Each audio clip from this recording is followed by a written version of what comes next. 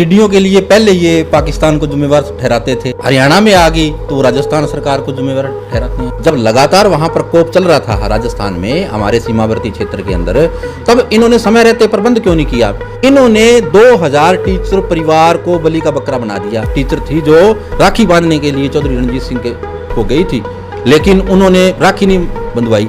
तो सरकारी स्कूलों में साइंस ही नहीं रहेगी, बच्चा मेडिकल में जाएगा ही नहीं तो कैसे पढ़ेगा? हमारे प्रदेश के लिए बहुत शर्म की बात है कि हम बेरोजगारी में नंबर 1 पर चले गए हैं। लेकिन अगर नीतियां इनकी ये रही तो हम बेरोजगारी में नहीं, हम व्यापार में, कृषि में और में भी जो है ना हमारा ग्राफ गिरेगा। नमस्कार, आप ई समाचार देखना शुरू कर चुके हैं और मैं LD स्वामी हूं। हमारे साथ आज मौजूद हैं आम आदमी पार्टी से एलनाबाद से चुनाव लड़ चुके और वर्तमान में पश्चिमी हरियाणा के जोन प्रवक्ता हैं कृष्ण वर्मा जी, और इनके साथ हम कुछ राजनीतिक मुद्दों पर चर्चा करेंगे, हरियाणा की राजनीतिक मुद्दों पर। और वर्मा जी, एक हमारे हरियाणा के कृषि मंत्री जी ने आज बयान दिया है कि जो टिड्डियाँ हरियाणा में आई है, जो टिड्डियों ने नुकसान हरियाणा में किया है, उसका जो जिम्मेवारी है वो राजस्थान सरकार पे ठोकती है। राजस्थान सरकार ने कोई प्रबंध नहीं किया, इसलिए हरियाणा में टिड्डियों का हमला हुआ। आप क्या कहना चाहोगे इस पर? ये कैसा बयान है? पहले ये पाकिस्तान को जिम्मेवार मान रहे थे टिड्डियों के लिए, अब इन्होंने राजस्थान को मानना शुरू कर दिया। जिम्मेवारी किसकी है? राजस्थान में राजस्थान सरकार की जिम्मेवारी है, हरियाणा में हरियाणा सरकार की जिम्मेवारी है। जब लगातार वहाँ प्रकोप चल रहा था राजस्थान में, हमारे सीमावर्ती क्षेत्र के अंदर, तब इन्होंने समय रहते प्रबंध क्यों नहीं किया? हमारे एलनाबाद क्षेत्र के चोपटा इलाके के अंदर करीब 20 गांव टिड्डियों ने तबाह कर दिए। आज किसान जो है वो एक तरह के तबाह हो गए, और ना कोई अधिकारी, ना कर्मचारी, ना कोई जाके इन्होंने जायजा लिया, और ना उसका कोई अभी तक कोई मुआवजे की बात। और ऊपर से ये बयान दे के किसानों पर नमक लगा रहे हैं। इनको नमक छिड़कने का काम बंद करके, और मेरी मुख्यमंत्री जी से अपील है कि एलनाबाद क्षेत्र के अंदर टिड्डियों द्वारा किए गए नुकसान का सर्वे करवाएं और उन किसानों को मुआवजा दें अगर किसान बचाना है तो। और इस प्रकार के बयान देकर किसानों को और ज़्यादा परेशान मत करें, मेरी इनसे रिक्वेस्ट है। सरकार, गठबंधन सरकार के पिछले 8 महीनों के कार्यकाल के बारे में, उनकी उपलब्धियों के बारे में आप क्या कहना चाहोगे? आज भी हरियाणा के मुख्यमंत्री ने 11 हरियाणा में कॉलेजों का उद्घाटन जो किया है रक्षाबंधन के पर्व पर, तोहफा हरियाणा को 11 कॉलेजों का दिया है। आपने उपलब्धि की बात की तो मैं सबसे पहले जो कॉलेज की बात है उसको लेता हूँ। वो कॉलेज के उद्घाटन का मुझे समझ नहीं आ रही किस प्रकार कर रहे हैं। आज ही अखबारों की सुर्खियाँ बनी हैं, हरियाणा के अंदर 450 स्कूल, +2 के स्कूलों के अंदर जो साइंस स्ट्रीम थी वो ख़त्म करने जा रही है सरकार। इसका पूरे हरियाणा पर असर पड़ेगा।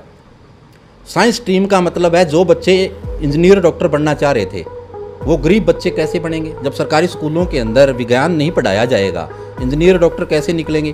अगर मैं एलनाबाद की बात करूं तो इस फैसले से एलनाबाद क्षेत्र के दर्जनों स्कूल प्रभावित होंगे, जिससे सैकड़ों नहीं हजारों बच्चों का नुकसान होगा। तो एलनाबाद में गोरीवाला में मेडिकल कॉलेज दिया भी तो है सर। मेडिकल कॉलेज पिछली बार भी कह रहे थे, ये मेडिकल कॉलेज की जो कहानी है वो लगातार पिछले 6 सालों से चल रही है। मैं मेडिकल कॉलेज में तब पढ़ेगा ना बच्चा जब साइंस स्ट्रीम आप लागू करोगे। जब सरकारी स्कूलों में साइंस ही नहीं रहेगी, बच्चा मेडिकल में जाएगा ही नहीं तो कैसे पढ़ेगा? और इनकी जो शिक्षा नीति है वो बिल्कुल, जो नई शिक्षा नीति की बात कर रहे हैं, ये बिल्कुल प्राइवेट स्कूलों को बढ़ावा देने वाली बात है। और इसी कड़ी के अंदर ये जो 450 स्टेट के जो स्कूलों के अंदर साइंस स्ट्रीम की जो ख़त्म करने की बात है, इसी कड़ी के अंदर किया गया ताकि प्राइवेट जो स्कूल है वो फले फूले। और दूसरी बात आपने कही है सरकार की उपलब्धि। सरकार की उपलब्धि है 9 महीने की धान घोटाला, शराब घोटाला और रजिस्ट्री घोटाला। ये 3 बड़े घोटाले 9 महीनों के अंदर हो चुके हैं। और उपलब्धि है नंबर 1 बेरोजगारी के अंदर, और ड्रग में नंबर 1, और अब क्राइमिंग के अंदर भी नंबर 1 आने वाली है, क्योंकि जगह जगह CM सिटी के अंदर क्राइम, गोली तो ऐसे मार दी जाती है जैसे एक नॉर्मल घटना होगी। और बलात्कार, तो उपलब्धि ये है सरकार की, बलात्कार, नशा और घोटाले।